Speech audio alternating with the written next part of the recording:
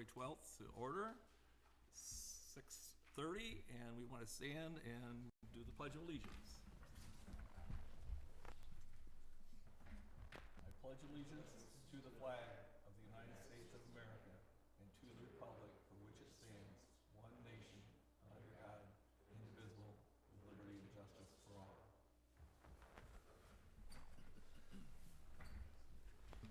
We have roll call. Glenn Mitchell. Here.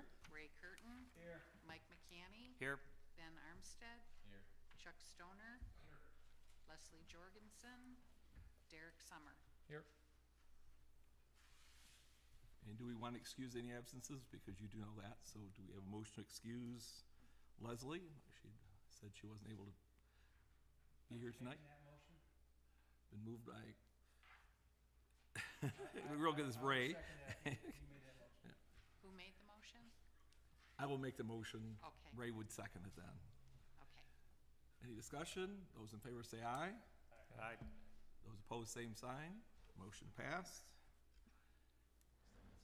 Agenda approval. Anything we need to change on the agenda that's either not on or we want to take off?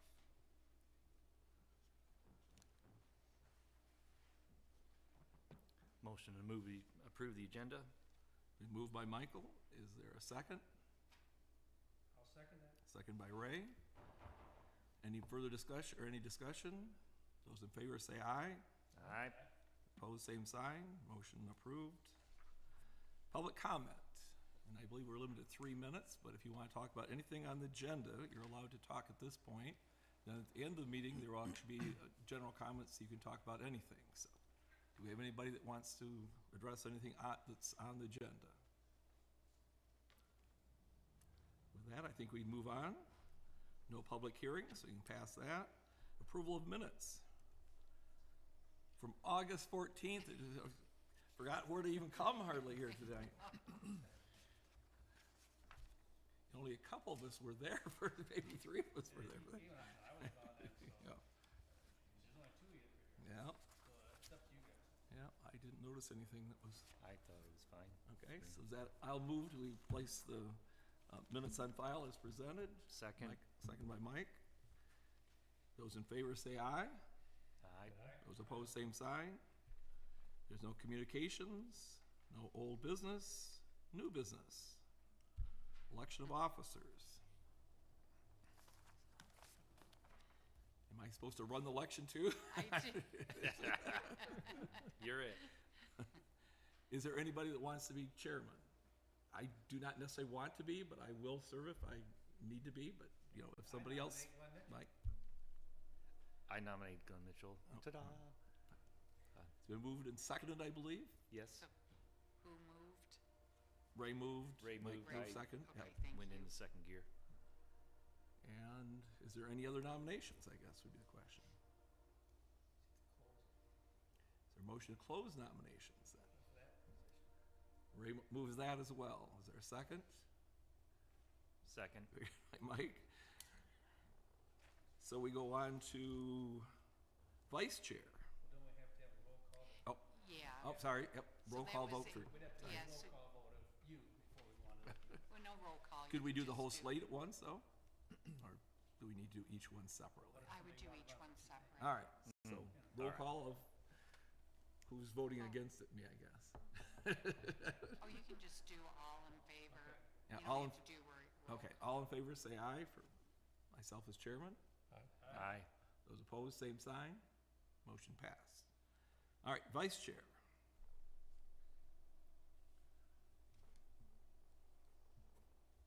It's an easy job until somebody doesn't show up. Right. I nominate Ray Curtin for Well, I the would vice say, chair. Can Mike run for that, or, because he can't, or can he? Can he be the vice, he can't be the chair, Could he be vice chair? vice chair?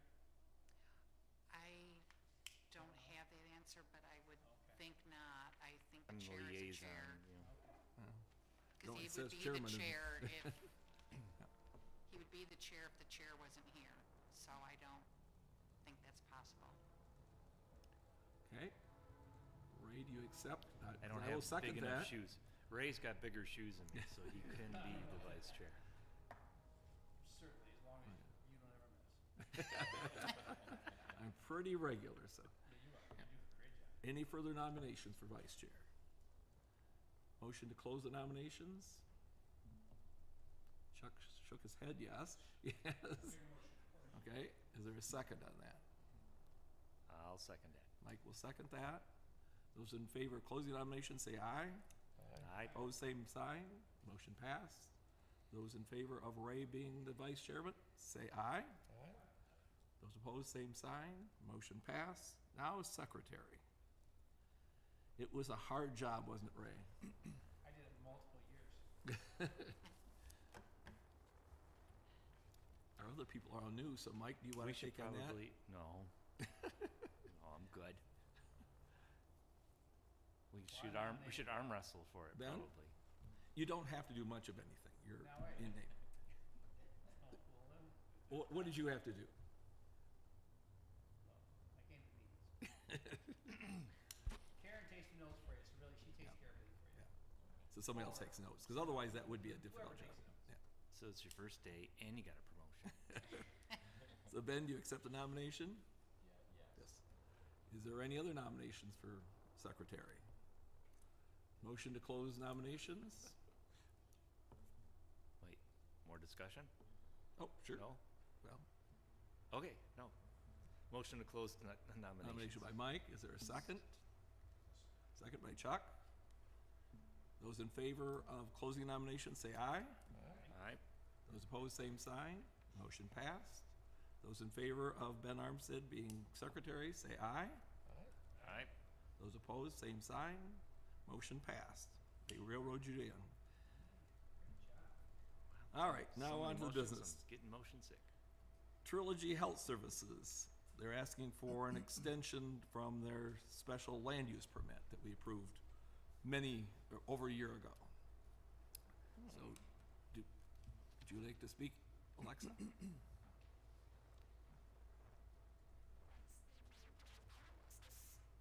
Doesn't sound like it.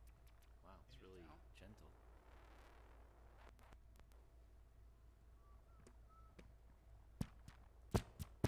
You want- Anything?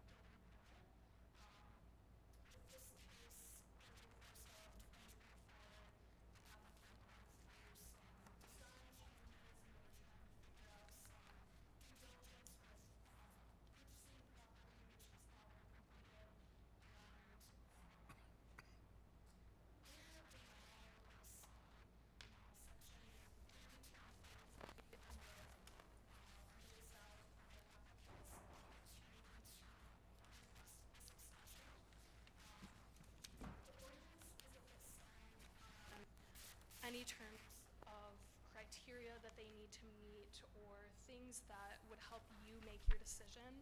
But what we've done in this memo is sort of just lay out existing conditions, a summary of the progress that the applicant has made so far, so that you can see sitting on the application, they've been working on getting the site plan ready to submit. And with this,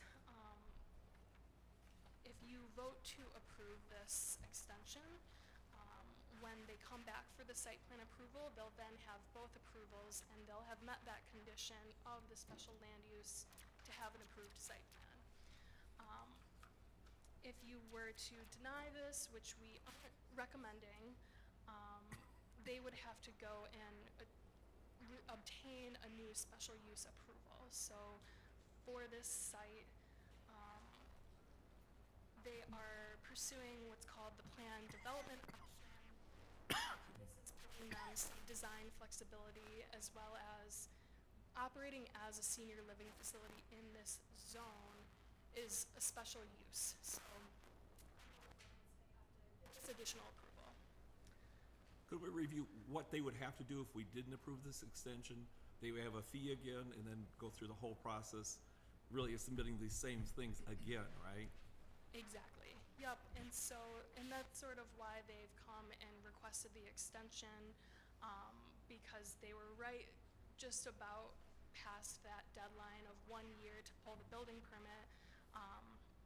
The one thing that the ordinance does specify is that you're only able to extend this use permit for 6 months. So within that 6 months, the applicant will have to obtain the site plan approval and go through all the additional approvals needed to pull a building permit, at which point you'll be able to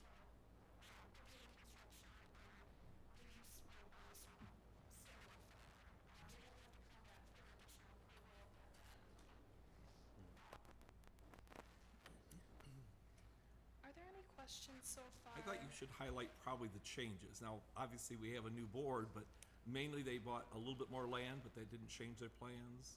They also added 2 more units, I think it was, but that's still part of the same idea that they had. Correct. And I think that was the main issues, right? Or was there other Yes. lists that, yeah. Yep, so there is a copy of the site plan that was passed out. I think it's black and white, it's got red text on the bottom. So that's a great point. With the original approval, they had submitted a concept plan. So it wasn't a full site plan. We didn't do a full site plan review yet, but that plan is how we reviewed the criteria for the special use. And so with the changes that they made in design and when they purchased the property did expand. We went back and forth in terms of, did it change enough that we needed to require an entire new permit, or would they be able to just extend this one? And we found that it's similar enough that they could just still operate under this original approval. And so, like you said, the total acreage has increased by about 3 acres. You'll see on the bottom of the plan, it's just a little bit of strip of land on the south.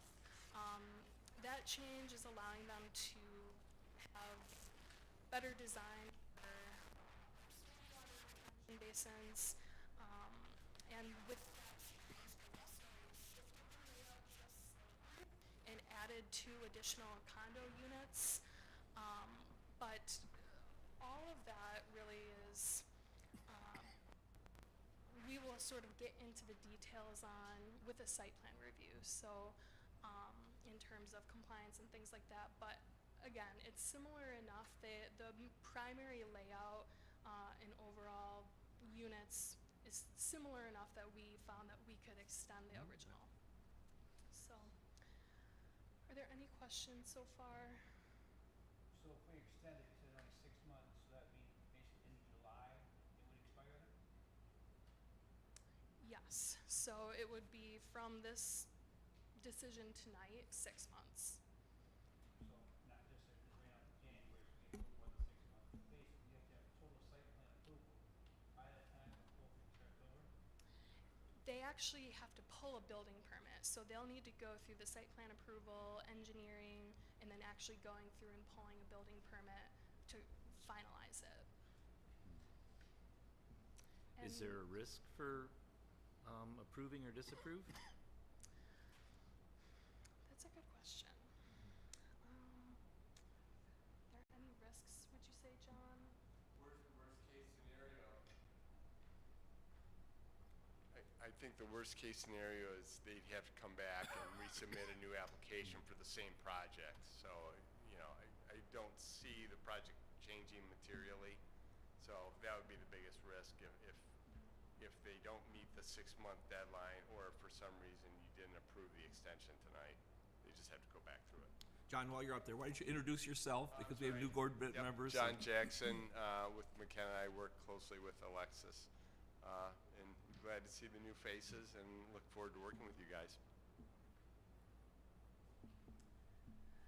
And the applicant is here with us tonight. I wanted to give him the opportunity to speak if you so. Sure, yes.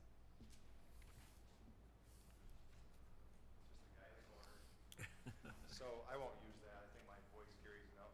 But we're filming those, so You're filming it? yeah, it's on. You're live, Okay.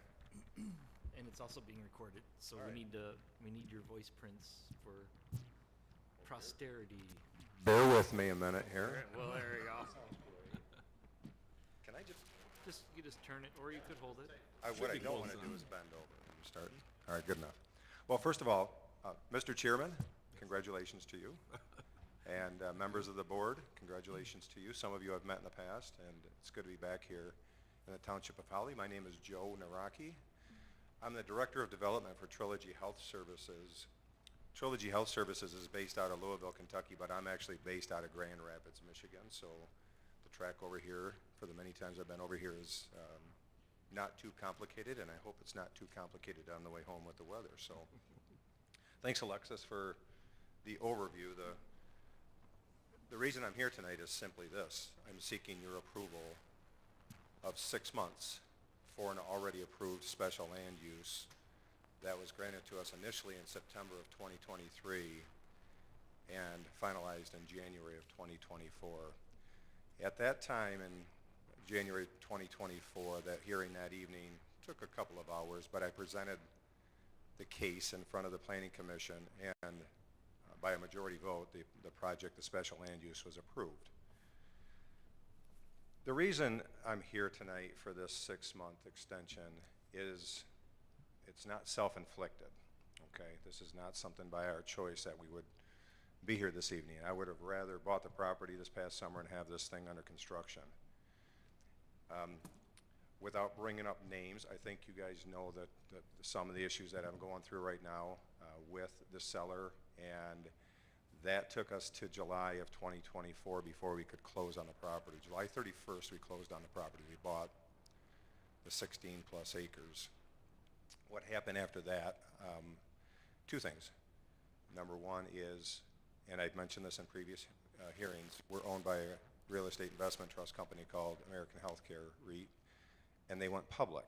So during that time frame in the fall, quarter number 3, when they went public, we had to put a hiatus on all development projects, including moving forward with the design. So we had a 3-month hiatus on that. Number 2 is the water and sewer agreement that we had in place with the seller was to have been completed by the end of January. We gave them a 6-month agreement as part of the purchase agreement, and that's not done yet. So now we're having to deal with that also, okay? Now, that being said, we're moving forward full blast, as evidenced by what I delivered to Karen today. And I ask you as a board tonight to approve my special land use, because when you take the package home that was delivered today, you're going to see about an 85% complete set of plans on the project that we would like to build on our property on Fish Lake Road. And that includes a pretty darn close set of civil engineering plans, of full-blown architectural elevations, colored renderings. It includes what we feel is an initial very good site plan application.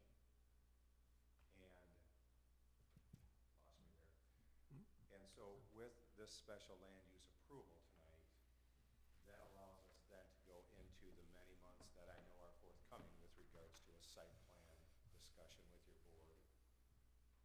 Mutually beneficial discussion around our proposed site plan, our proposed elevations, much interaction that'll take place between Alexis and John, us as the applicant, Trilogy Health, our architect, our civil engineer. We know all that's forthcoming, and that will be brought then to your planning commission.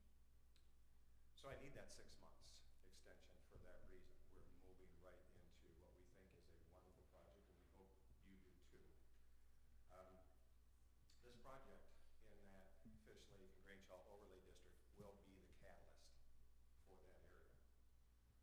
So the properties that sit in that area today are, school and housing, and some residential, et cetera. But our investment in that area, our commitment to this area, our investment into that property, really will be quite a nice catalyst. And we believe that the site, the way we planned it, the architecture, the elements of the architecture will complement that overlay district very nicely. And that's what I will present in upcoming meetings, not tonight, but with your approval of the special land use, gets us then to, here comes March all the way through May, or March, April, May, and we have to start this project in the next 6 months. It's with all of the delays that we've had this past 6 to 7 months since we bought the property, there is a certificate of need that the state of Michigan gives to us that we achieve through our licensing folks, and there is a hard date on it. And we have to hit the certificate of need dates, or else we just bought a piece of property with a lot of money and we have to start all over again and get their approvals, and this project would just implode. So I'm here to beg you and seek your approval for this special land use extension of 6 months. I'm here to answer any questions. What you have in front of you on page 4 is what changed. There's a good question to ask. I think there's a question to be asked. I think Alexis did a good job of explaining it, and thank you for doing that. If you have any questions associated around my comments about what changed, I'm here to answer them. But with that being said, I'll step back, answer any questions you may have, and encourage any interaction with the board members and myself in advance of your decision. Thank you. Yep, stay there for a second, see if the board has any questions before we, anybody? And we have approved this really pretty much the way it was, almost, and the idea that we still have the site plan that we still will have control over. So it's not a done deal yet, it's just partway through the process, so. Now, I may have missed it, but what was the input or the thrust or energy to make the actual extra land purchase and then threw this whole thing into a tailspin? We initially had a proposed 13.7 acres that we were proposing that was, even though it wasn't legally described at the time that I came in for the initial hearing, that's what we initially thought we were gonna buy, okay? Between the special land use approval and us final closing, we took on that additional acreage for stormwater management.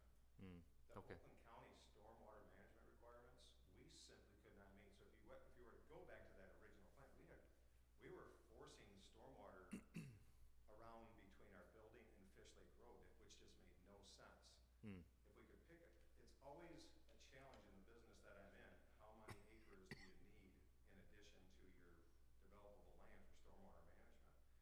So what we did is we went back and forth with the seller. We came to an agreement on that additional 2.95 acres. And when you look at what we're proposing to do, and part of the submittal package that came in today, that plus or minus 1,000 feet of additional 2.95 acres, all it is stormwater management. Okay, Okay, so good question, thank you. but you got a couple more units out of it, so that Well, what we move realized, things around, what or? we realized is as you get to that the southeast corner, you make the turn in our final layout, there was a nice flat piece there, so we thought, well, let's try to get 2 more units out of it from 28 to 30. And it fit nicely. So that was part of my seek. And if If I remember it right too, when we first were talking about this, the condos will not be built to begin with, right? That's like a stage 2 or Well, stage okay, 3? good question. So, first of all, they're patio homes, which are slab on grade, that we'll own, and we will be the property managers of. So, back when I presented it, I thought it was gonna be a phase 1 and a phase 2. It's gonna be a full-blown project. Oh, We're gonna build so that it is a all change then, okay. simultaneously. Yeah. We now have the money behind us with this going public, and we don't have to phase it in. Because that was a concern of the board at the time, kind of. Yeah, correct, yeah. So that was No, good. I Right, think Mike, right. you had asked some questions about that. Yeah. So now the best part is we can do all the mass grading, and you'll see all that in our submittal. Yeah, so good question. Yep. Anything else? Any other questions? Thank you, Joe. Thank you for that. So what does the board desire to do? Do we have a motion to give the 6-month extension, or? Well, what do we think? Is there any discussion or? Yep. Just, I don't see a reason why not. I mean, really, we're still not doing a site plan. Right. We're simply extending what we did before. Yep. With the layout that they're actually showing, I think it makes more sense, actually. If they had it right, it actually makes it a little better layout. It's not cramming anything, it gives space by minimizing these, adding on here, and then adding unit there, so they can settle these down. I like the look of Yeah. it better, I think it's flow better too. And again, we still have one more time that will come before our board before they actually do the. Assuming maybe multiple times. Multiple times. Maybe. Joe doesn't want to hear that. He's getting tired of seeing us, I think. All right, so is there a motion to extend by the 6 months that they? I make a motion to extend the 6-month on the Trilogy Health Special Land Use extension. Okay, moved by Chuck. Is there a second? Sure, I'll second that. Ray will second that. Any discussion about this now that we already talked about it? Well, I don't see, there really isn't much risk, and so, yeah. All right, with that then, those in favor of the 6-month extension for Trilogy Health Services LLC, say aye. I, Those opposed, same sign. Motion passed. Anytime that we're supposed to do a roll call, let me know, because I normally do voice votes unless you tell me otherwise. Okay. All right, I see planner presentation for 2 minutes now. Yep. Safe trip home.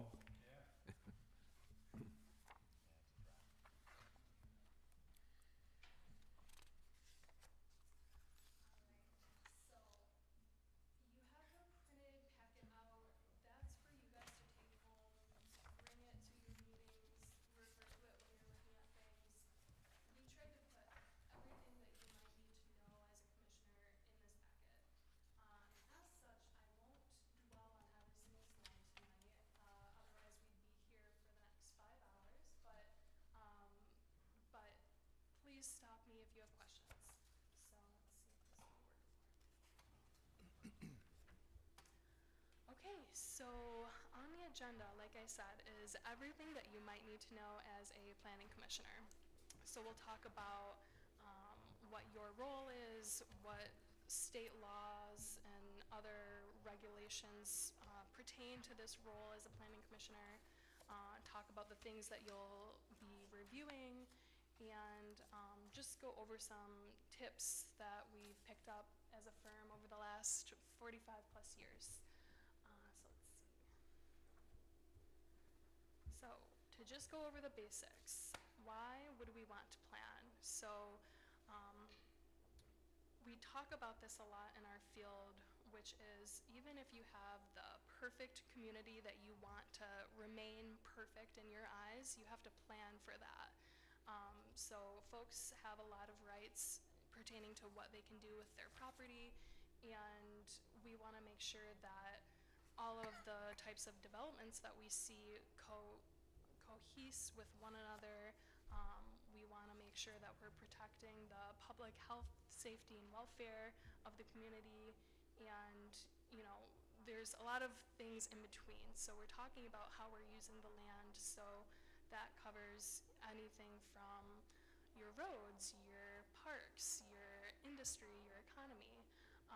And we want to make sure that Holly Township has all of the ideas of where the township wants to go in the future on the master plan, which we'll talk about, so that we can keep those guide rails on things as you review developments.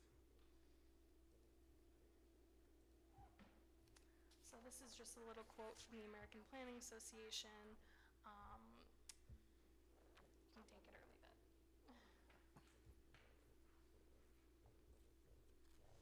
So to talk a little bit about why the township is able to plan and zone, there are two main state laws that we refer to often, the first being the Michigan Planning and a So this is what authorizes the township to have a planning commission to develop master plans and adopt them as policy, as well as going into detail on some of the things with site plan review, with planning commission membership, talking about what your authorities are. This is sort of the overarching legislation pertaining to planning, but beyond that, there's also a plethora of local code that we'll talk about. So the Michigan Zoning Enabling Act is what authorizes the township to have zoning ordinance to regulate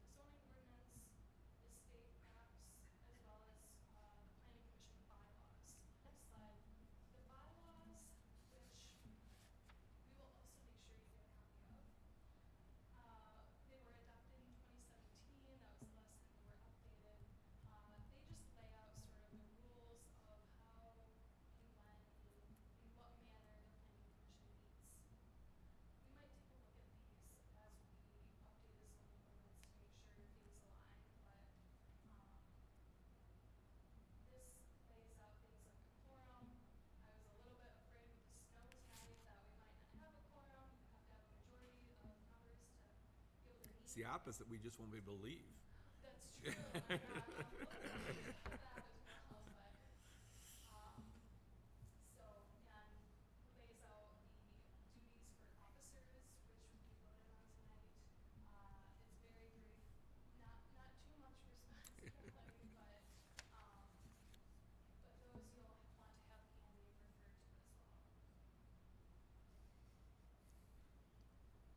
as well. So, the planning commission has the final say on this list of items. So, anytime there's a proposed development, like a senior living facility, you will have the final say as long as it meets the requirements in the zoning ordinance.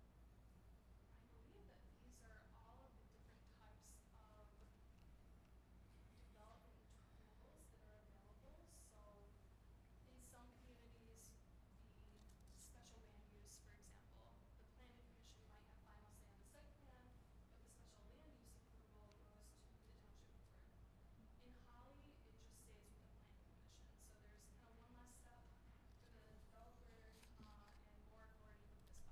So Trilogy, when they come back for the site plan, that will be the final thing, it will not go on to the board after us then? Correct. Okay? Yep. And so, it does add a layer of finality and responsibility. Yeah, we can't blame them for it. That's right, you can't probably hands off to the other guy, right, so, that's why we wanna make sure that when we're reviewing these things, it's very thorough. And we'll talk about site plan review as well. And then for the PC as a recommending body, it's really with the master plan. In August, when the PC approved the update, it did have to go to the township board after final approval. The township board is not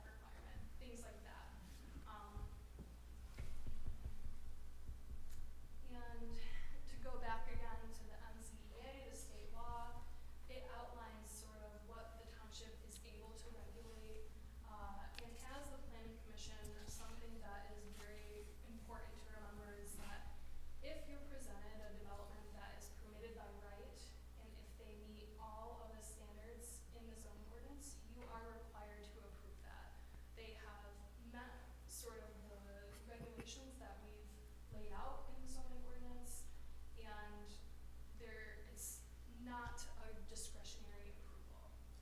Compared to a special land use, which is you've got some more flexibility on what you might want to require of the applicant to make sure that that use is complementary to the rest of the area in the neighborhood.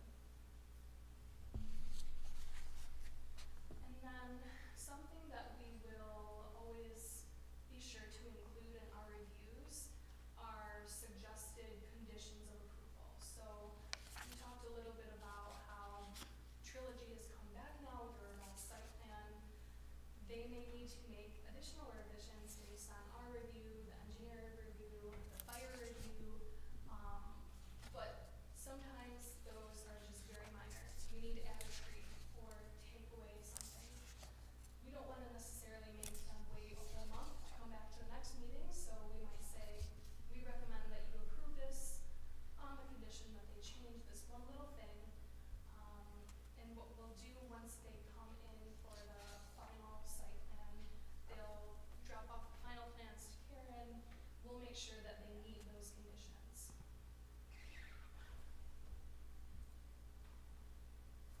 So again, all of the site plans and engineering documents, architectural documents are reviewed by not only us, but also the building official, fire, which isn't on there, but another big one that we will talk a lot about is the road commission. So as a township, Holly is not allowed to own and operate and manage their own roads. The road commission has jurisdiction. So Oakland County Road Commission will sometimes provide site plan review comments pertaining to their standards for things like exits and entrances, curb cuts, and things like that. And the site plan is what we often will refer to even decades later when someone comes in with a proposal. Say there's an existing structure and someone says, well, I want to build a shed, or I want to make my parking lot bigger or make it smaller. We will always try to refer back to that original approved site plan because it becomes legally binding once you approve it, once they submit those final versions. And this is really how the township is able to make sure that what folks are coming here and saying that they're going to build and how they're going to operate align with what they actually end up building and how they are operating.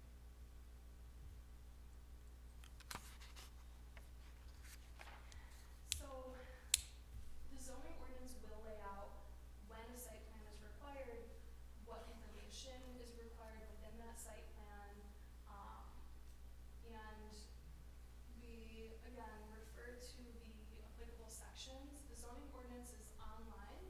If you go to the township website, you can look at the entire township code of ordinances. So we've got the sections in here for you to refer to. And we also put a note in here about, well, what if someone just wants to modify the site? They want to have an addition. Do they need to come back to the planning commission every single time? The zoning ordinance should lay out specifically when they're required to come to this body, when a staff or administrative review is okay if it's just a minor change. And the current ordinance does have a little bit of gray area about that we want to address and update this year.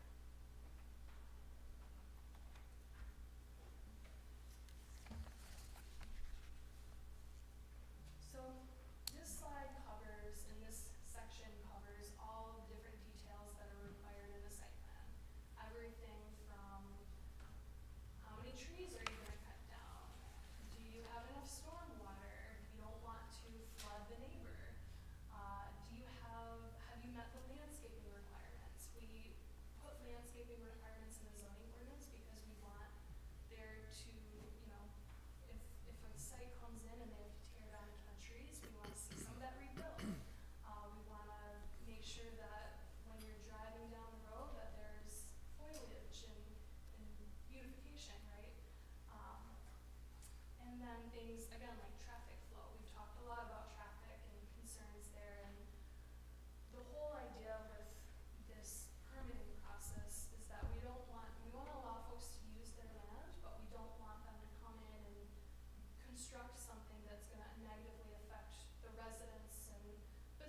owners that have been here prior to that.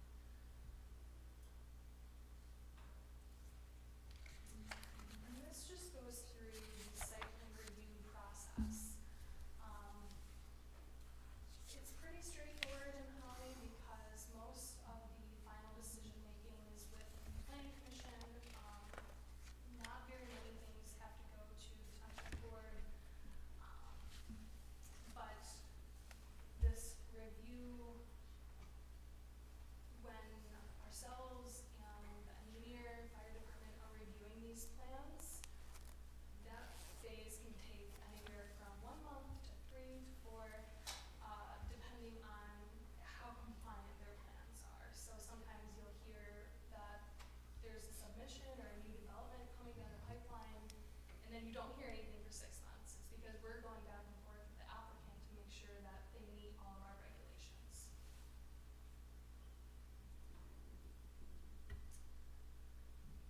So one thing to note when you're making site plan decisions is that you are allowed to make conditions, but they have to be reasonable. So you can't just say, well, we'll approve this on the condition that they donate $100,000 to the township so that they can build a new welcome sign or something like that. It has to be related to the site plan.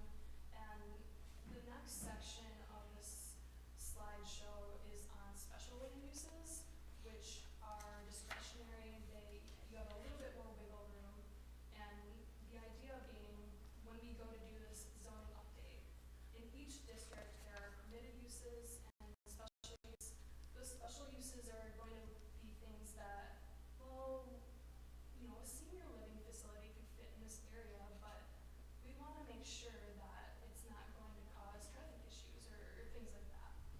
And so making it a special use gives the township a bit more authority to say yes and no to things, rather than if it was permitted and they met all of the dimensional standards and everything in the ordinance, you would be required to approve that. So I'll just get into this. So for a special use, these are all laid out in the ordinance, the process and the criteria under which you decide if the special use is cohesive with what we're trying to do in the township. Again, it's all laid out in the zoning ordinance. So special land uses are not the same as variances. These are uses that, again, we think for the most part they can fit in those areas, in those districts that we're going to create. But we want to have a little bit more say in how they are designed and how they fit in with the neighborhood.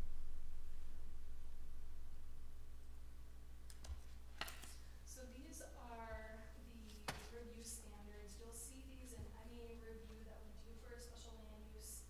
For each of these, we'll answer it as if it's a question. So for the first one, will be harmonious and in accordance with the general objectives of the master plan and will be compatible with the natural environment. We know that preserving all of the high quality natural areas in Holly is really important, and that is all very much so spoken on in the master plan. So if we had someone come in and say, well, we want to start an aluminum foundry, or we want to bring in this really heavy pollution type of use and put it right smack dab in the middle of the township where we've got a high quality forest and residential, we don't want to disrupt that and sort of pose or create a condition or a situation where it won't be compatible with natural environment or with the master plan, which says that we value these natural areas, we want to protect them. So for any type of special use proposal that we get, we'll go through each of these standards and say, as a planning professional, our opinion is that yes, this can be compatible with the natural environment. We have no concerns about this. Any questions on these before we move forward?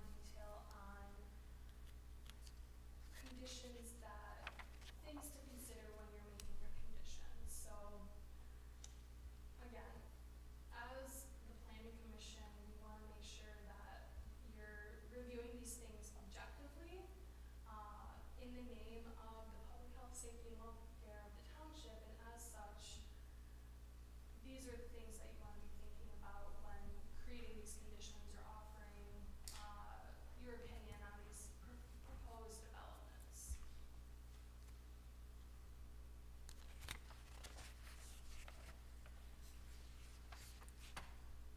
Before I move on, are there any questions about special uses?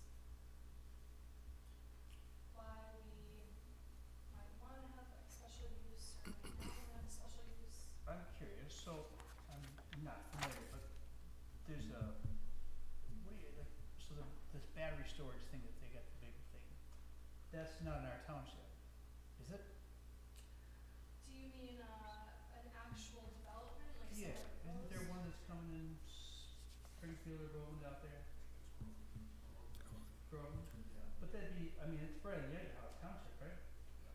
So, I don't know the controversy too much, but because it's so close to us, I mean, wouldn't that still be, I mean, different township, but how would it, you know, it, I see.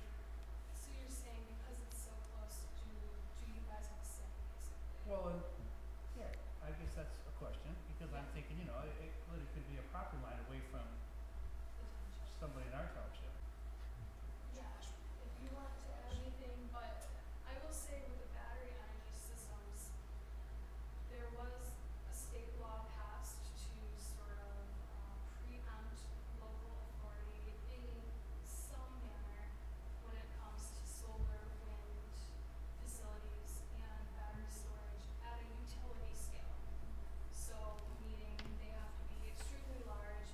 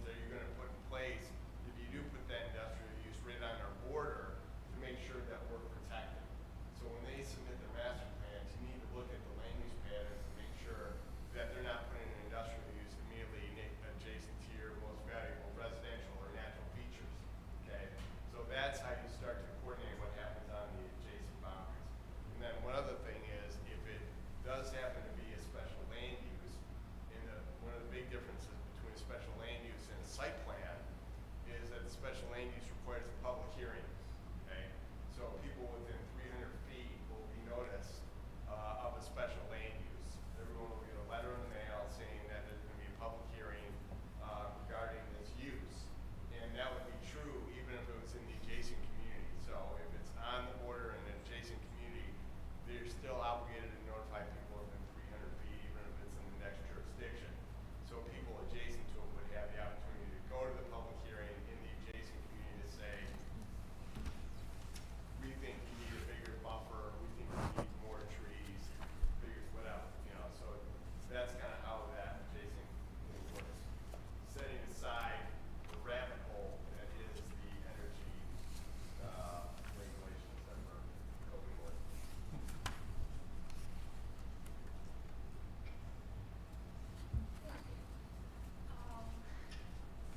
Are there any other questions, before we move on? No, continue, you're doing great. You're doing great.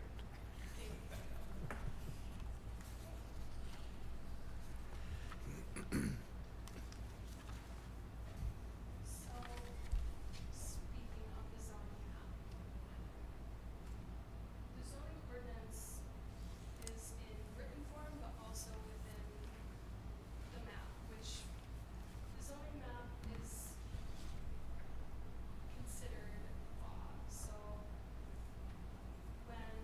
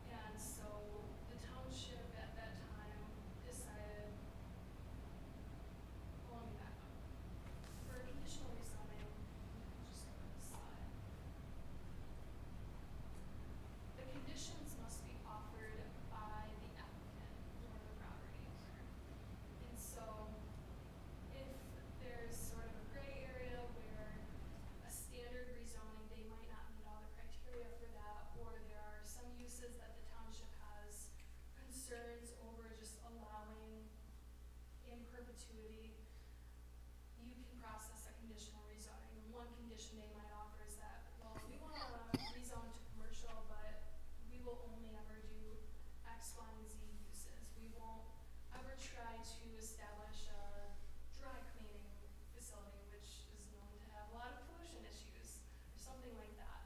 And so, you know, with this is another decision that you'll make a recommendation to the township board, both the rezoning and conditional rezoning. But you'll have a lot of sway in this. Your recommendation will be very important for the township board because as a planning commission, this is supposed to be your bread and butter, right? So, and let's see. I think that's about it. And with conditional rezonings, we do have one that may be on next month's agenda. So, I would highly encourage you to make sure that you're familiar with these couple of slides. We'll have a review to present to you and share all the details of that at that time. And similar to special land uses, there is a public hearing required, because it's a change to the actual zoning ordinance in zoning map. Are you gonna give us a hint who we'll be talking about, or what we'll be talking about, or are you just gonna make us wait a whole month? Yeah, so there's a property, it's on the corner of Fagan, Quick Road, and Grange Hall, it's just the south. So I think the fire station is just to the East of it. to the east, yep. And so there's a property that was actually split zoned. So it's one parcel, it goes over Fagan. So some of the properties to the west and some to the east, the stuff to the west is already zoned, suburban residential. All of the property to the east of Fagan is currently zoned agriculturally. This applicant wants to pursue a site condominium to basically split up the land and build a couple of homes. They've let us know that they intend to live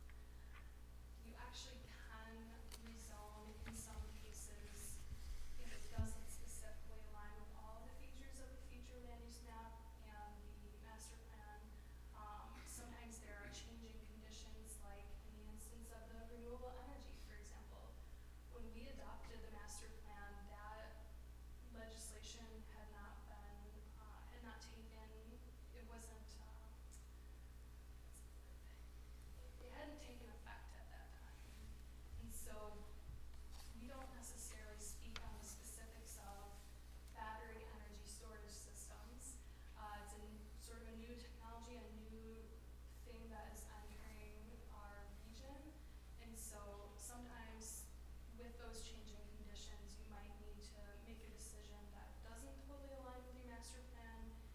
And at that point, you might consider, well, maybe we need to amend our master plan to address these things. Any questions on that? Alexis, I would just add that, you know, the future land use map obviously is something we look at very closely when we're looking at the zoning map and considering rezonings. But the future land use plan is only part of the master plan. There's a lot of different goals and objectives.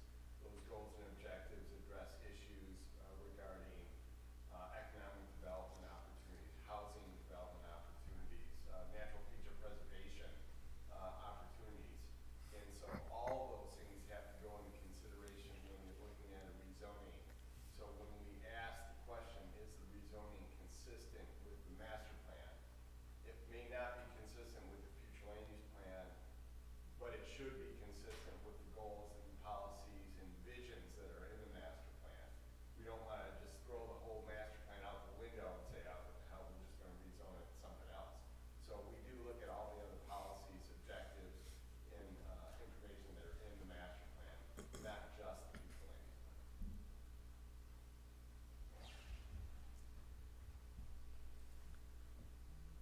Okay, so moving on, any questions before we move on? So nonconformities. Very often, we will come across a structure, a use that has been there long before the Planning and Enabling Act or the zoning ordinance was in place. And so those would be called a nonconformity. So in this example, a building constructed 20 years ago, at that time, it met the zoning requirements, and maybe you've done a zoning ordinance update, and now it doesn't. With these existing nonconformities, they are allowed to continue to exist, depending on the type of nonconformity. With this, you know, this example, it's now exceeding the height limit. Well, the height limit might be in place for a variety of reasons. You might want to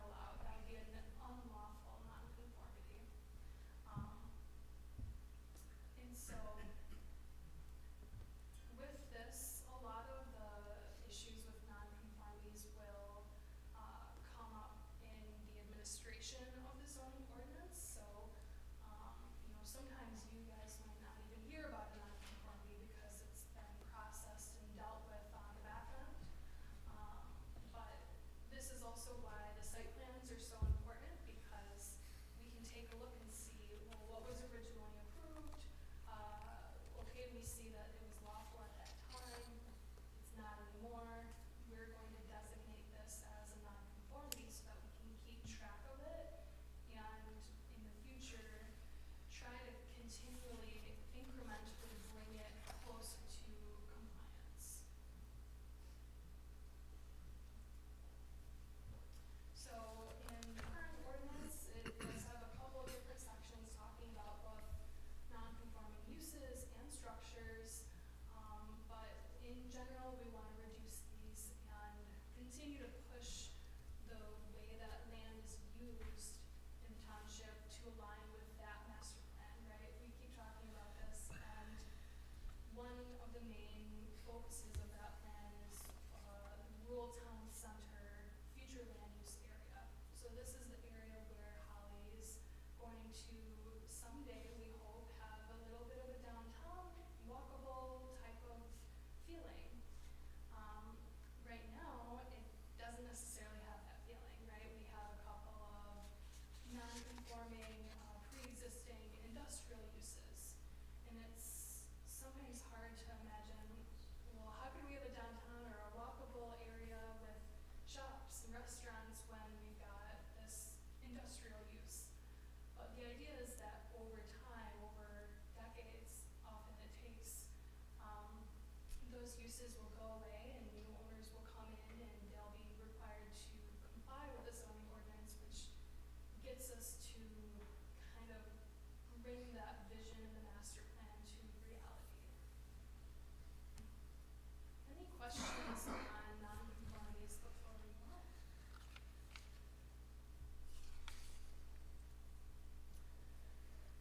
So we've talked a little bit about public hearings. I know that some of you have sat through some public hearings. We've heard from residents, which is exactly what the purpose is for the public hearing. So during a public hearing, it's really for the residents and community members to voice their concerns.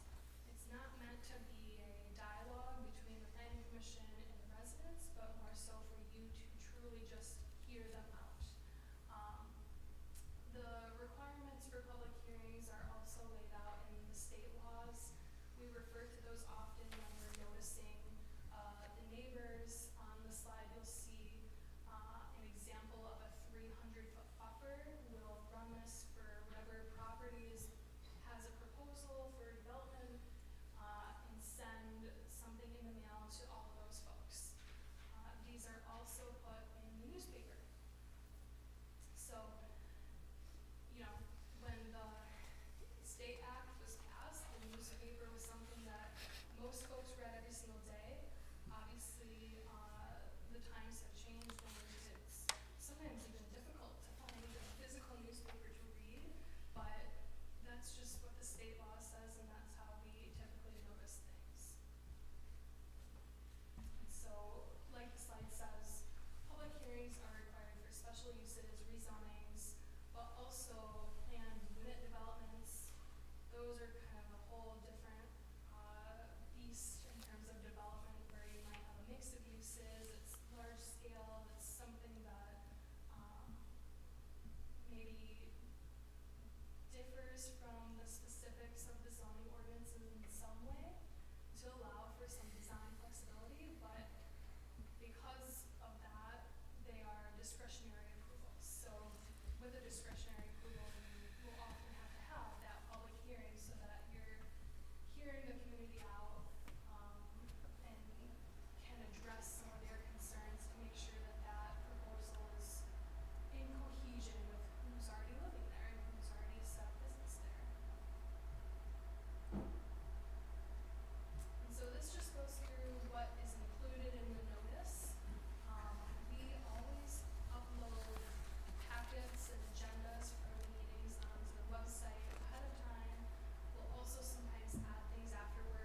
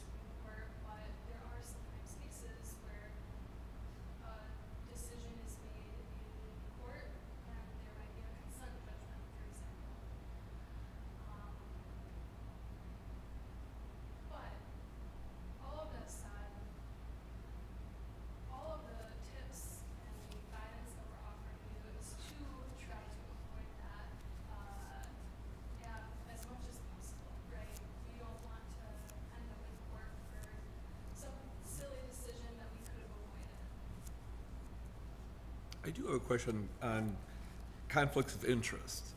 Really, we're all Holly people, so we're all neighbors.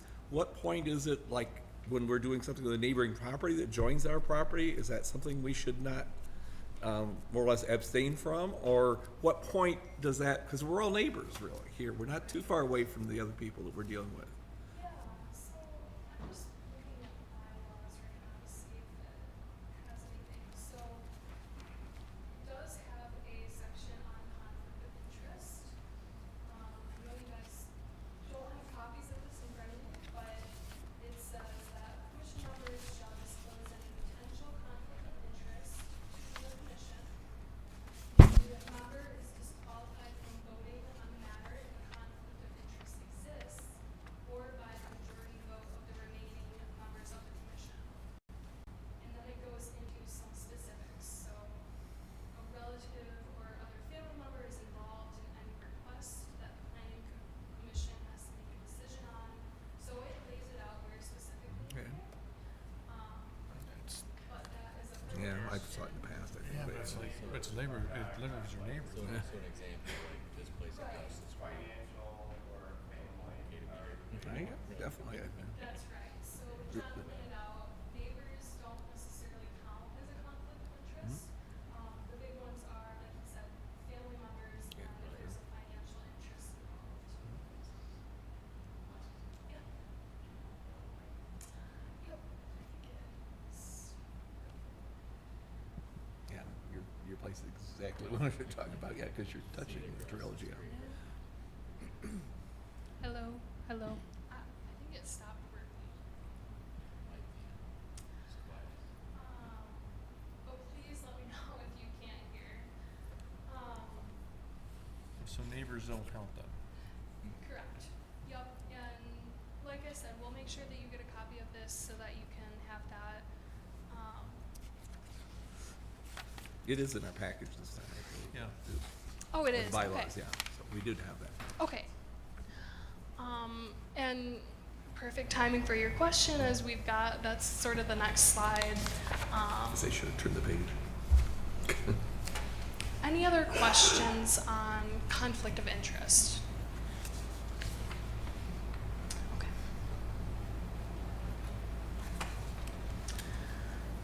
Again, just more tips on good decision making.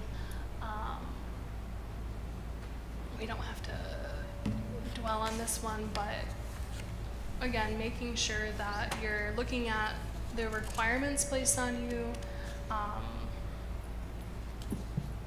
as well as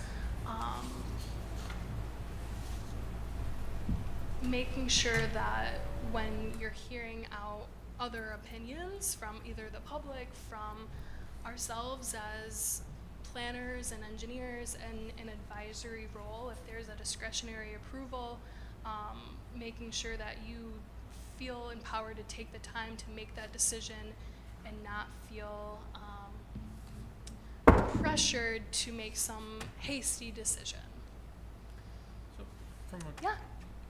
so you guys put together a nice little packet for us. We receive it a week or two before the meeting. That's right. Do we meet No. beforehand? It's like, so it's literally us on our own. We read it by Reading. ourselves, then we come here, and then we just don't talk to each other about it? We do talk Perhaps to each other? open meetings acts need to be discussed at our next meeting. Yeah. We talk about it here.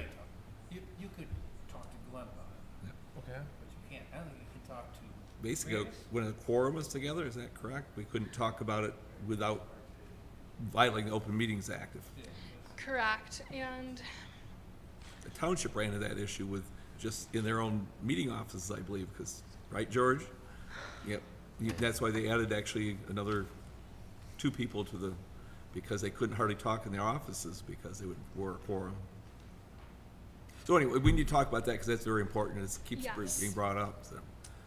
yep. It's a great question, and it's important for a lot of different reasons. We've, over the last several years, we've heard the term transparency, right? So it's incredibly important for credibility of the process and the procedures that you have in place that you don't talk about these things outside of the meeting. Don't call each other up and find out what you're gonna do at the meeting and stuff like that. That's inappropriate. The idea is to deliberate at the meeting in front of the public. Deliberate, voice all your concerns so that they can see that all of the concerns have been considered, you know, and so they can see the decision-making process in action. That's why it's important not to have ex parte communication.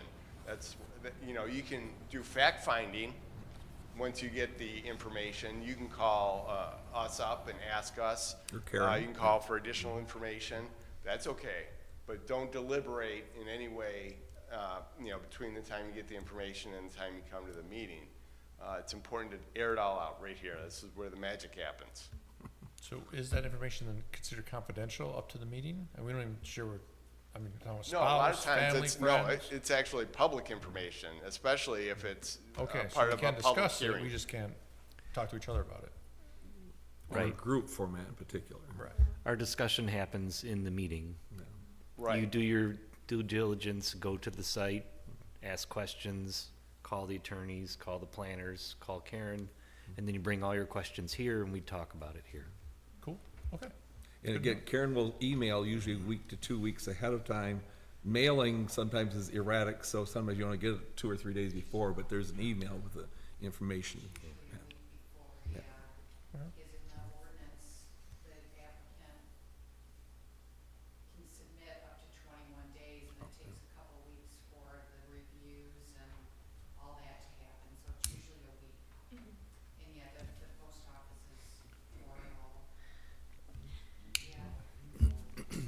Yeah, and you know, while you were asking that question, I was looking ahead. We didn't include anything on the Open Meetings Act, like you said, but we'll be sure to send something more specific about that so you can see there's a state law about it, and we can provide some guidance so that you know, well, is this okay? Is this not okay? And like John said, you're always welcome to give us a call. And don't worry, you only have a little bit to read. This was Trilogy when we talked about it in September of 2023. A little package you sent us, so Yeah. it's a lot to consume sometimes. It is, that's right. And, you know, when we know that there are larger pieces of information to review, we try our best to get it to you as soon as possible.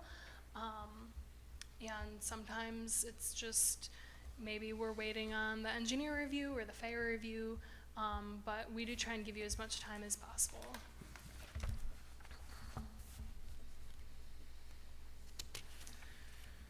Okay, so this is just a little bit more on decision making. Again, we put this together to be a reference for you, so it's kind of a lot of stuff that we've already talked about. And this provides a little bit of guidance on what we were just talking about in terms of what should you be doing before the meeting. And we didn't cite the Open Meetings Act, but we do not want to be discussing the proposal with the applicant, with other officials, with if you're at that quorum level, which a quorum is a majority, so it would be 4 members. And that counts even for something like an email. So if there's an email chain with the whole commission, that counts as an infringement on the Open Meetings Act. So we'll send you some more specifics on that. Cool. And then during the meeting, so like we were saying, this is exactly what the purpose of the meeting is for, is to discuss, bring up any concerns, errors, and then ultimately make a decision. Again, more tips on effective decision making. And then this is something that has come up in the past. So when we're making motions, when you're making that final approval motion or denial motion, the wording and the language of that has to be very specific, because that is something else that we will refer to even years on to see, well, okay, here's the site plan that was approved, here's the application, but what was the specific motion that the planning commission made? You might have a condition that you included that isn't in the written material otherwise. So making sure that your motions are clear, and we can help provide guidance on that, things that you need to make sure are in your motion. And, you know, again, keeping clear and accurate records. A lot of that will fall on ourselves and on Karen to make sure that all these things are available 10 years from now when we have to go refer to them. And usually the detail's in the agenda, but we need to repeat it in the motion, so it's both recorded, and the secretary also would record it as such, so that, Right. yes. Yeah, because the meeting minutes that include the motions are really the record of that decision. And then making sure that the minutes are up on the website. Karen's great about making sure that as soon as those minutes are approved, they're up on the website. We want to make sure that not only ourselves can refer to these things, but also the public, so they can see, well, did they end up approving that shopping center or whatever it is, to maintain that transparency. This is a little bit more guidance on considerations when things that you shouldn't use as a reason to approve or deny an application. I just don't like the way it looks. It's just not a good enough reason to deny something. That is something that would potentially end you up in litigation.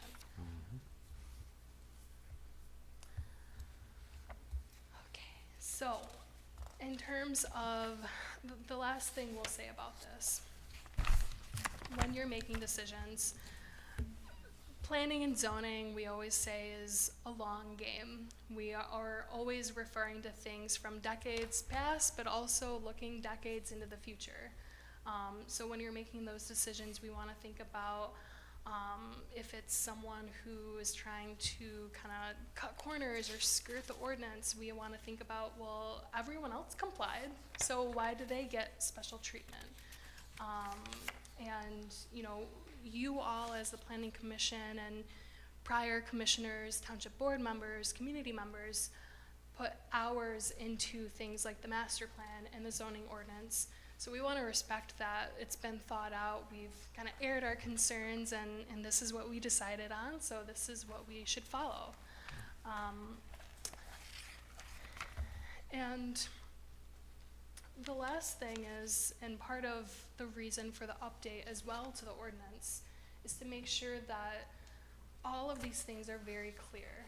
Like I had mentioned, there are some areas of the ordinance right now that leave a gray area or leave a loophole, or maybe the ordinance contradicts itself in some cases. One place it says they're required to build a sidewalk, and in another section it says they're not.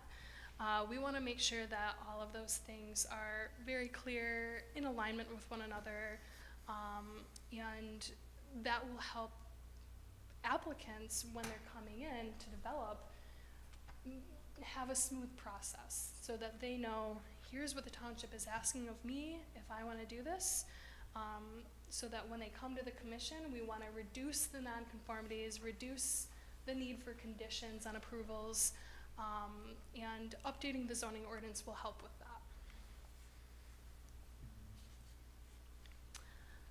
Okay, and this is my last section. I just have a couple of resources to share.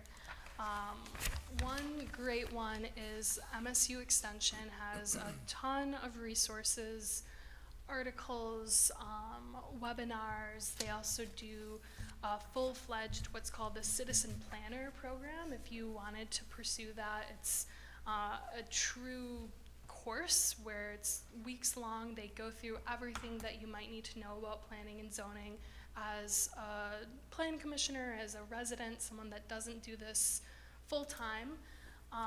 So, you know, we'll often refer to this as a resource, and also send over articles or webinars that you might be interested in. And then the Michigan Association of Planning similarly does a lot of workshops. There are often workshops for new commissioners, new elected officials, and they're also often providing a lot of guidance on cutting edge things like the battery storage, and we refer to their guidance quite often. And then MEDC, so economic development. As we sort of get into updating the zoning ordinance, talking about where uses are appropriate, where we want to create that rural town center, that walkable, exciting place that everyone wants to come visit. MEDC has what they call the redevelopment ready communities that has a ton of guidance on how to get your community to be developer friendly, but also encourage things like we want to see planter boxes. We want it to be a beautiful place and a welcoming place. The RRC program is something that you can actually have your community certified in. It shows developers that we are welcome to new ideas and investment in our community. It's not necessarily something that is a good fit for Holly because you don't have a ton of redevelopment that needs to happen just yet. You know, someplace like Detroit that has had a lot of industry come and go, they have a lot of sites that have already been built on that need to be redeveloped. Versus Holly has a lot of greenfield places, property that hasn't been built on. So we don't necessarily recommend that you become RRC certified, but it has a lot of really great best practices. Okay, and that's all I have. I appreciate you listening, and are there any other questions right now? Nope, thank you for your help. Thank you. Reinforce that I think education is very important, and I think the township will pay for at least some seminars. I think you'd need to get approval from Karen or George first, but they would encourage that. And I saw the link, not until just before I left to come here, but it was like for some Oakland counties, some webinars and things, so they encourage using those things. Probably, I would just mention some of the hardest things aboard is where you have to prove things you don't necessarily like yourself, but there are laws and ordinances, and we have to follow those, or lawsuits happen afterwards. So we're not always going to be the most popular people is the problem with that. So thought you need to point that out. You did a little bit there, that we're not always going to be popular with everybody, and that's the sad thing. Sure. We can't make everybody happy. Exactly. That's right. Thank you. Thanks. All right, with that, we're on to reports. And this is where board members can talk about anything, I guess, but anything that came from the, Planning Commission annual report. oh, yes, we did. I tried to. I'm sorry. But thank you, Ray. I know you want to get out. Yep, Planning Commission annual report. That is in our printed material. I did question one thing myself, that in the second page in the middle chart, it lists Cushing Fieldhouse, but not yet submitted, so I didn't think we even talked about that, so I was surprised it was in there. Yeah, why is that on our list? Yeah. So this is one that it didn't come before you as a body last year, but I had mentioned previously that there's often a lot of stuff going on in the background with Karen, with building official, fire official. So this is one that we know still needs to come in and get that special land use approval. So we kind of just put it in there so that you're aware that this is still a pending application, kind of. All right, well, it just seemed odd to me because we didn't discuss it at all, so that's why I didn't think we had anyway, so. Yeah. All right. Is there a motion to prove it, or is there, Did you want to discuss it first? well, we're supposed to actually have a motion first, I believe, and to, correct? We're supposed to motion. actually then discuss it after we have a motion, isn't that correct? That's correct. We don't always do it that way, but that's where we're supposed to do that. Sure.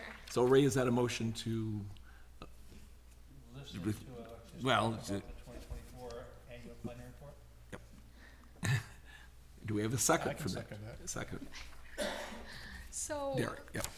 the other thing that I wanted to point out was when we wrote this, Derek had not yet been appointed as a commissioner. So that's something that we can update before this goes to the township board.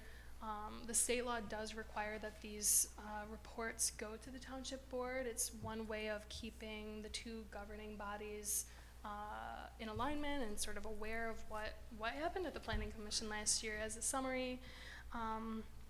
So it covers what happened in 2024, but it also talks a little bit about what we'll be doing this year. It gives you a little brief overview of the zoning ordinance update, as well as a couple of those training opportunities that we talked about. The Oakland County one is actually one that we included in this. Yep, it was there, sorry, it was there earlier. Yeah. But I didn't notice it earlier. We just didn't put it in Yeah. the slides, but, you know, there's so many resources out there. And so I think that's all I really have. It was sort of a light year at the end of the year. We didn't meet for the last quarter. And I'm happy to answer any questions. Okay. Any questions? We're replacing Derek, or the vacancy with Derek, is that That's correct? right, Other than that, yes. we'd be approving it as submitted. Yeah. Any further discussion? Those in favor of approving it with Derek's name and replacing vacancy, say aye. Those opposed, same sign. Motion passed. Thank you. Now we can go on to reports.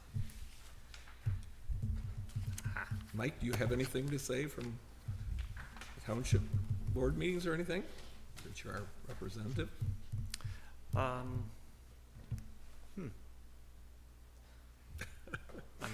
I've only been to two. No. Okay. It's been And I very thought, quiet. this was not on our agenda so much, but I thought we should say a little bit about each other, because so many are new together, so. I will start out mention, my name is Glenn Mitchell, I'm farm in Holly, my family first bought property in 1837, so we're probably one of the oldest families still in Holly, and I also have a tax business behind the farm. So this time of year, I'm busy doing taxes at Tax Center in the village of Holly, so I get to deal with village issues too, so. Chuck, do you wanna mention? My name's Chuck Stoner. I'm a third generation to live in Holly. I was born and raised here. I'm currently a realtor, associate broker with New Michigan Realty, work the Tri-County area, really anywhere in Michigan. And involved with the community quite a bit. Help out with the zoning board of appeals and the tax review board, within the community, and how I feel like it's just part of what we need to do.